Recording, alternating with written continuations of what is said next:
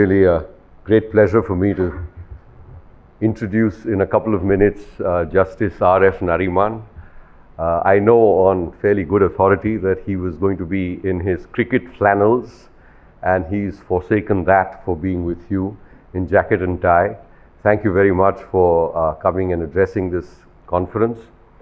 As was mentioned by the previous panel, I think Justice Nariman, as you all know through his judgments, has been by far, by a long distance, the most outstanding commercial judge we have on our Supreme Court. And it's really the work of one individual. I think it's in part fortuitous that we had the master of the roster assign the IBC judgments and cases to Justice Nariman's roster. Otherwise, I think by now the IBC would have sort of been something very different from what we have, a working statute. I think we're also very fortunate that the commercial roster in terms of arbitration has been with Justice Nariman, and we've had a huge number of judgments which have streamlined the arbitration law and have made it comprehensible for both practitioners in India as well as overseas.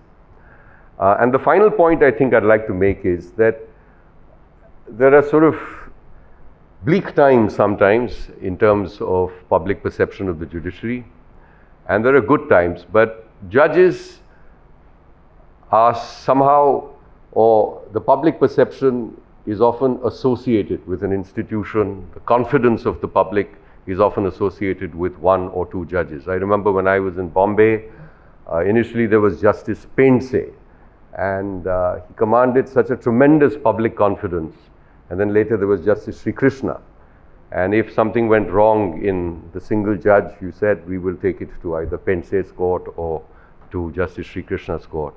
And I can say with a great degree of confidence that for the present Supreme Court, we are just absolutely delighted and also reassured by the presence of Justice R.F. Nariman, because he is really the face of public confidence in India in our Supreme Court as the apex institution. With that, may I request Justice Nariman to please address us on, I believe, the seat of arbitration. Thank you.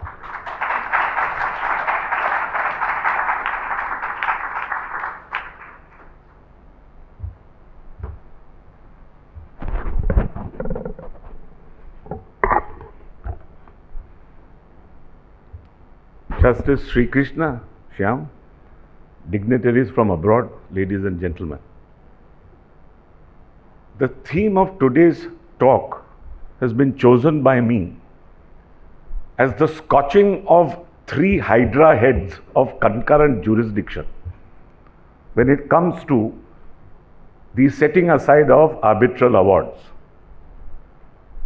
To begin at the beginning, in India, we had a village panchayat system. And that system worked fairly and well because it was mediation and arbitration very often rolled into one.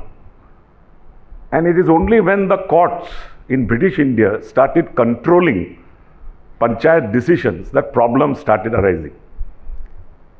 But one interesting thing is that in an early Privy Council judgment reported in AIR 1934 Privy Council 105, Sitamma versus Viranna, an interesting comment was made on the village panchayat system. And it said that not only is this quick, inexpensive, goes according to customary law, but also goes according to morality. That word is very interesting and important. And courts in British India should be loath to set aside these awards only because they do not agree with them or they do not agree with village morality. The same thing happened in England. You had an arbitrator, you chose him, you are lumped with him. And therefore, in the early days, you could challenge, or rather courts of the King's Bench and then courts in equity, to whom challenges were made to such awards, refused to set them aside on any ground except obvious bias or corruption worse still.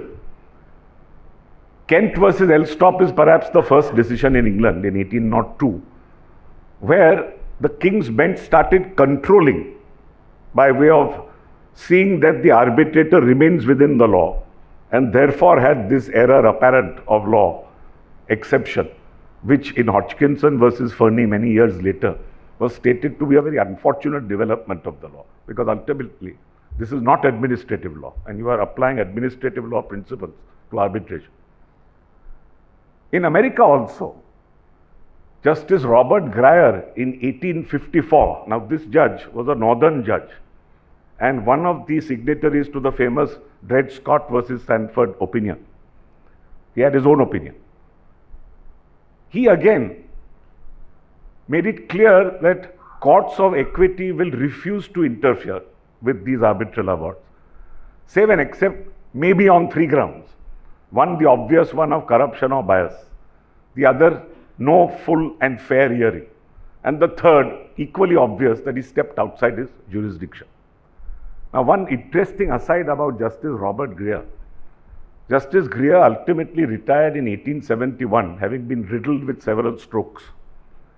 And Justice Stephen Field, who was one of a trilogy of 3 great brothers, but I don't have time to expound on that, was then deputed as one of the young judges, and he was the only 10th judge to ever serve on the US Supreme Court, to go and tell Justice Robert Grier to resign. Grier, poor chap, refused to resign. Field in turn had it coming back to him, because when he was very old, he was told by the great John Marshall Allen, the great dissenter in Plessy and Ferguson, that this is what you did to Justice Robert Grier, and we must now request you to do the same. So he said, I never did a dirtier day's work in my life, and refused finally to resign until he had beaten John Marshall's record of 34 years. But now coming back to our subject of the day. What is interesting is that in all these 3 jurisdictions, before any law was enacted, our first law, incidentally, was of 1859, the Civil Procedure Code. So before this, the interesting part was either there was no control over arbitration, or the control was by courts where the arbitral seat happened to be. Because in all these judgments you will find that the actual challenge was only made within the territorial jurisdiction of where the award was delivered. In a sense, we have come back now to that ancient challenge procedure. But then coming back to our statutory law, we have the 1859 Civil Procedure Code. In that, only existing and not future disputes could be referred, and could by and large be referred by courts in suits instituted. You then had an 1899 Act which applied only to the presidency towns, 3 presidency towns. Again, the important point that I am making is that at no stage in these early acts, including the 1940 Act, was there any concept of the place or seat of arbitration.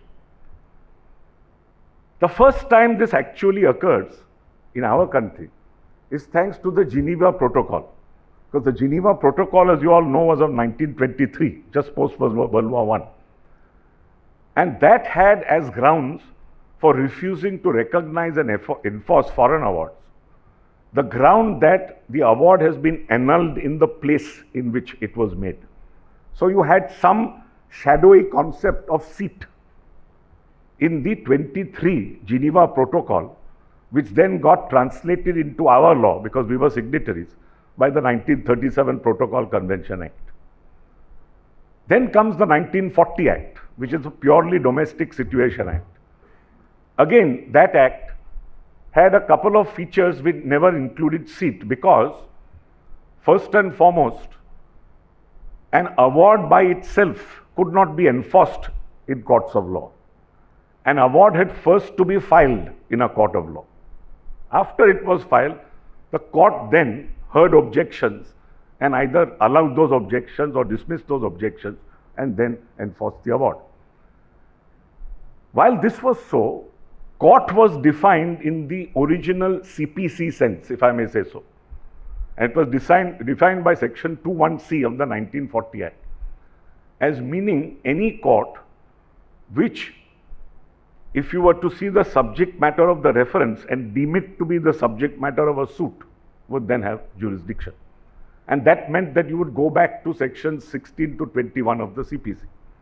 And jurisdiction, therefore, meant that where immovable property was situate, the courts where that property was situate would have jurisdiction, or where otherwise the defendant resided or carried on work for gain, or worst of all, where any part of the cause of action arises. Now, this being the case, there would have been complete confusion had there not been Section 31 in the 1940 Act.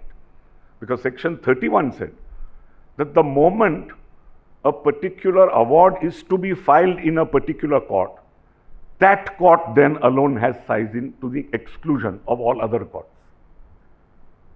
This got carried into Section 42 now, 31(4) in particular of our 1996 Act. But what is interesting to note is that even in the 1940 Act, which was really a copy of the 1935 UK Act, there's nothing like seat. Then comes the New York Convention in 1958. And being signatories, we are one of the very early nations to have enacted a law in which we started enforcing the New York Convention in 1961. That again had this limited concept of seat, the same thing that the Geneva Convention had, that maybe you will not enforce something which has been annulled in the country of its, or the place where the award was made. With these shadowy concepts, both of seat as well as arbitration agreement being something different from the main agreement, etc., concurrent jurisdiction raised its first head in two early judgments. The first judgment was NTPC versus Singhal, which is the 1992 judgment, and it is under the 1940 Act. Now there, clearly the arbitration was to take place in London. English law was to apply. And what was stated was, look, if English law is to apply, where's the question of the 1940 Act giving an Indian court jurisdiction to set aside a London award?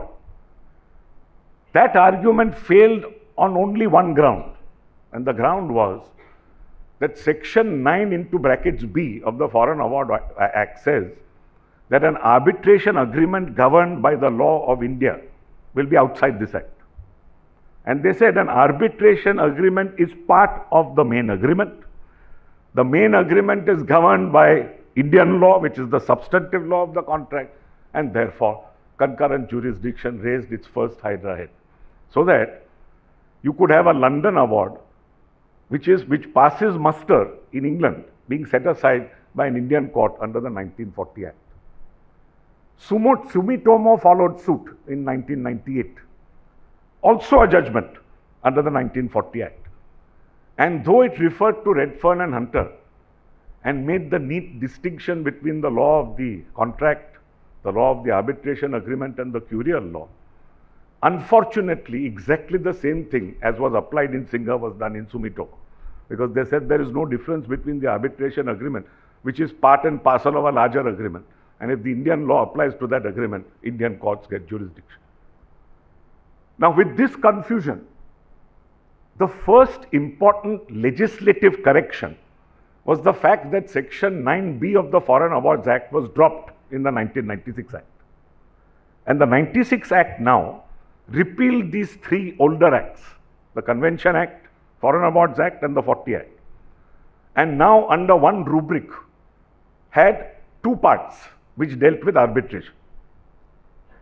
The moment it had two parts, the important point now is that a model UNCITRAL law had intervened in 1985.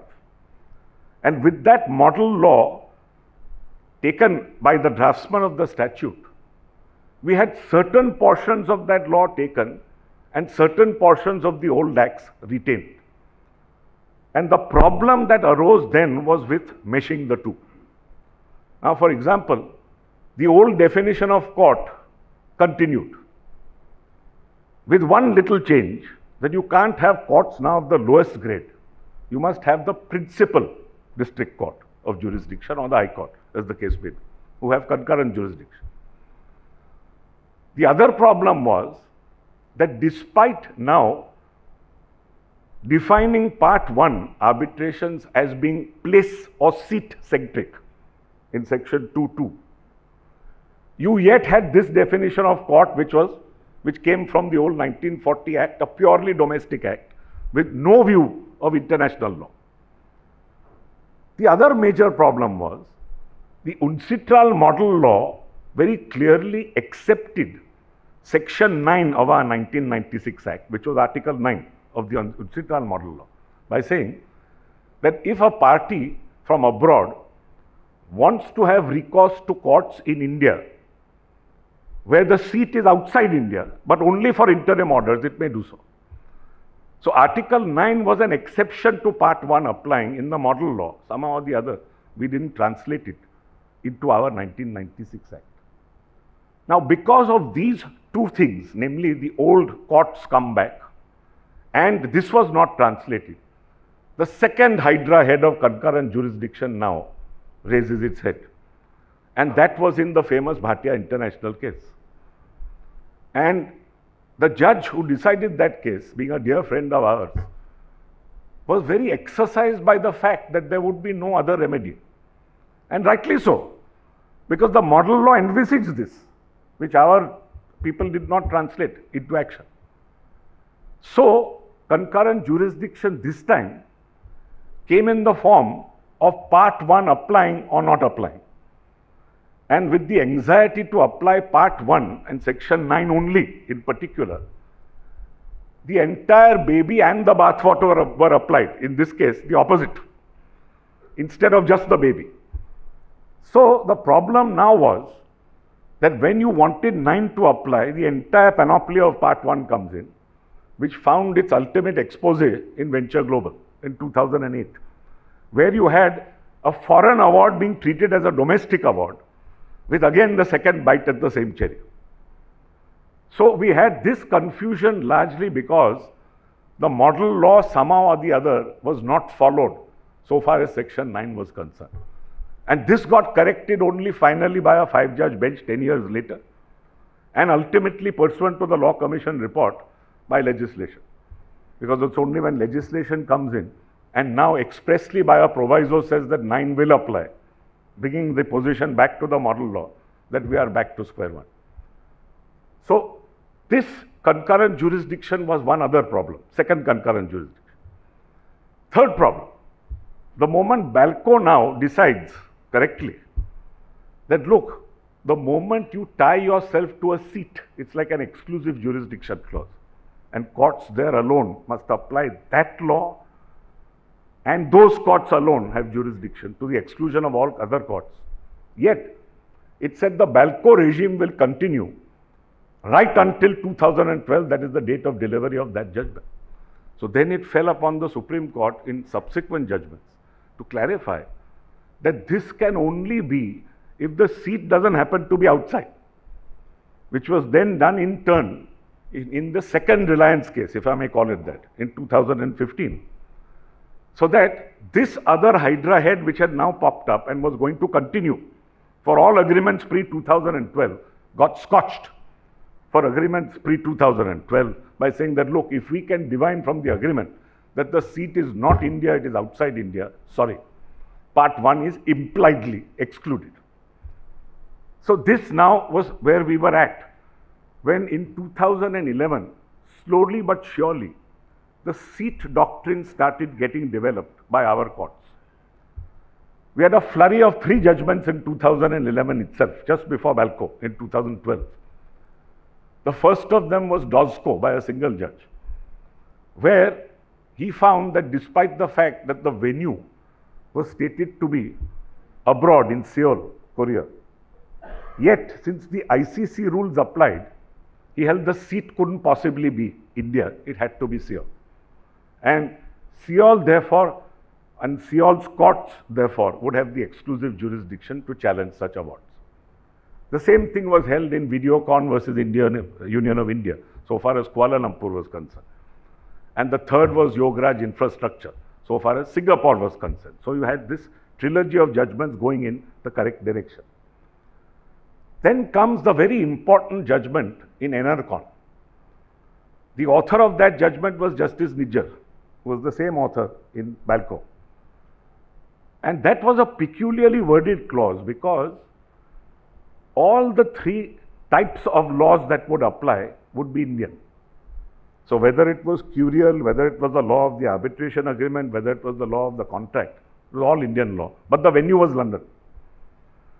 Now, given that, he said venue would mean venue only, which is convenient place, and not seat, given the fact that all three laws were India. So it would be significant contra indicators to show that the seat could not possibly have been intended to be London on the facts of that case. But that case looked at three other very interesting judgments. One was an English judgment in Union versus McDonnell in 1993. And that judgment specifically said seat will be London. It used the word seat. But then said that the 1940 Indian Act will apply. So the courts in England then said that, look, once you have designated seat to be London, it is obvious that the 1940 Act will only apply for the procedure of the arbitration. At the highest, it will be the Curial law and won't possibly go to the law of challenge. Therefore, seat being London, the English courts alone have jurisdiction, exclusive jurisdiction. You have the exact opposite in a case which came from Scotland, also discussed in that judgment, Braes of Doon. And Braes of Doon is a 2008 judgment where Glasgow is now designated as the seat. But they say that the UK law will be the law of the arbitration agreement. That being so, the court correctly held that, look, if the law governing the arbitration agreement is English law, obviously the challenge procedure has to be English law, it can't be Scot law. Therefore, seat here must be read as venue. And Glasgow now became venue. Then you had the third type of case, which is the Roger Shashwa case in England first, where you had venue as London. And you had what they call a supranational body of rules governing the ICC rules. They said in the absence of any significant contrary indicia, obviously venue here must mean seat, as a result of which exclusive jurisdiction goes to English courts. Now, with this laying down of the law in Enercon, things became a little clearer. And they started getting clearer and clearer as progress occurred. The next judgment was Harmony Shipping in 2015, which said pretty much the same thing. 2016 had a judgment which was the Eisenbulk judgment, which quoted a very interesting passage from Redfern and Hunter, stating that, look, if an English woman drives her car from London to Paris and crosses the channel, obviously she is going to be governed by French law. She is not going to choose to be governed by French law. So she will suddenly have to shift from the left side to the right side of the road, which are the traffic rules in France. This is exactly the same thing that you do when you choose that your arbitration will take place in place X. It is obvious that the laws of that place X alone then will control the process. So Eisenbulk also went in the same direction. After that, you had three interesting judgments in 2017. First being the IMAX Corporation judgment. Here again there was an interesting nuance. No seat designation, only the ICC rules. ICC designates London. When ICC designates London, that was good enough for the court to say, all right, London is the seat. Again, exclusive jurisdiction. Second judgment is a pure Indian judgment, which is the Indus, that Datawin judgment, where in an Indian context, again the same thing was followed. And they said, despite the fact that Mumbai courts would have exclusive jurisdiction, otherwise also, it was clear that Mumbai was designated in a domestic arbitration, purely domestic, to be the seat of the arbitral process, which meant it was like an exclusive jurisdiction court, all other courts would be out. Now, the difficulty which still confronted us was the definition of court, which continues to remain in our statute book. So, two Hydra heads had now gone, one removed by legislation and case law, the other by case law. The third now which remained was, what do we do with this definition of court? Because court as defined under the 40 Act would mean court in the CPC sense.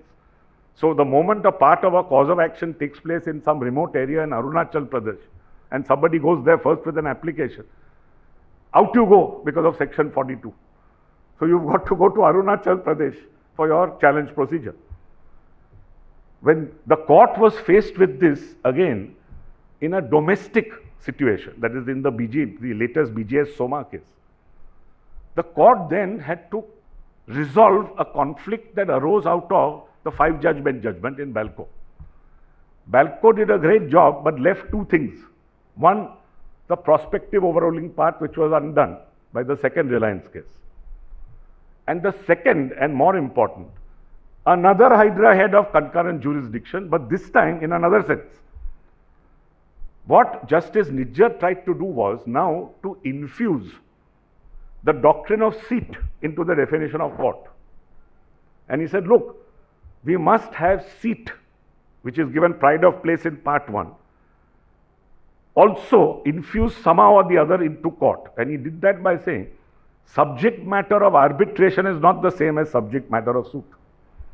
And if subject matter of arbitration is not the same, then subject matter of arbitration must necessarily go to seat. But in saying so, he then had an illustration which showed that it would apply only to a neutral venue and not other venues. So again, we were in a soup. So a division bench finally had to say that, look, the only way of reconciling all this is to say that seat gets primacy. Seat has got primacy all over the world. Seat is basic to the UNCITRAL model law, which we have adopted. This is a hangover of the past, despite the fact that we can't score it out. The least that we can do is to give it a back seat. And it was given a back seat by saying that the moment, in accordance with certain well-defined tests, you are able to say that X is the seat, it becomes an exclusive jurisdiction clause. The fact that 42 requires you to follow the drill of where the first application is would not apply to courts without jurisdiction. So therefore, the court got around it by saying that when 42 applies, it speaks of courts having jurisdiction in the first place. And you had jurisdiction in the first place only if, in a seat designated agreement, party autonomy is given effect to, and not this ancient definition of court. So finally, we've come around, full circle. And in doing so, ultimately, we have to also somehow or the other get over Hardy. Now, Hardy is another 3-judge bench. And a 3-judge bench was confronted with a decision in Hardy which was 3-judge. And it cannot therefore directly overrule it. And what Hardy did was again to go in the reverse direction. Because Hardy was a judgment where Kuala Lumpur was designated as the venue and the UNCITRAL model law was made applicable. The judge reasoned in Hardy that the UNCITRAL model law itself then said that where there is no designation of seat, and here there is none because it says venue, Kuala Lumpur says venue, then there must be designation. In the absence of designation, sorry, and if there is no such designation, back to India, back to concurrent jurisdiction, back to Venture Global. So, a 3-judge bench now had to confront Hardy. And fortunately, the way out was that Roger Shashwa, the English judgment, because there are 2 Roger Shashwas, one is the 2009 UK judgment and one a 2017 judgment of our courts. The English judgment was expressly approved, fortunately, by a 5-judge bench, given our drill here, you see.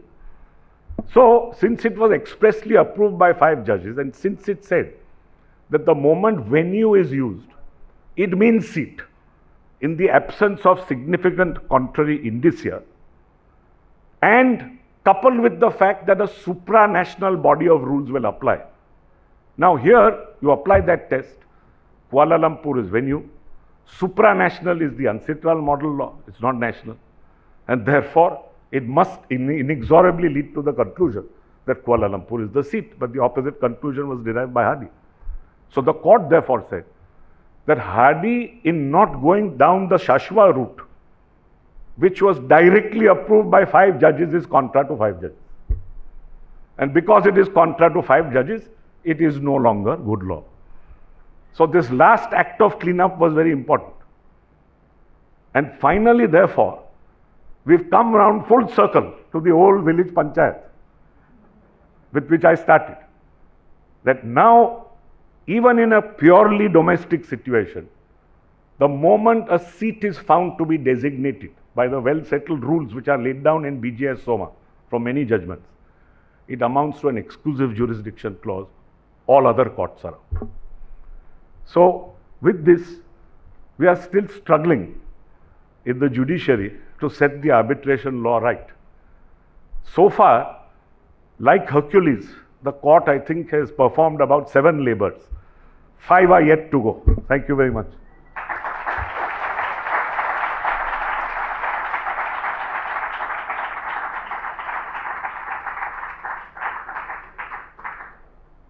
Thank you very much, Justice Nariman, for this absolutely dazzling and illuminating lecture and talk on seat of arbitration and linking it up both with the history.